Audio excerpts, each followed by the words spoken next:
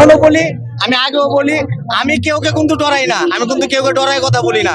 আমি আমার কামাই খাই, আমি আমার কামাই খাই, আমি কথা বলি। আমি দেশের সাধারণ একটা নাগরিক হিসাবে আমি কথা বলি। আমার কথা কার ভাল লাগলো না ভাল লাগলো ওটা আমার দেখার বিষয় না। আমি একটা বাঙালির সন্তান, আমি বাঙালির কথা বলবো। আমি কোনো কোনো দেশের দালালি করব না, কোনো দেশেরই করব না, কোনো দেশের দালালি চলবে না। এই বাংলাদেশের দালালি করব, আর যে অন্য দেশের দালালি করবে তাকে লাত্তি দিয়ে অন্য দেশে পাঠায় দিব। এটাই আমাদের কথা। আর আমাদের হাদি ভাইয়ের বিচার এই বাংলাদেশের মাটিতে হবে।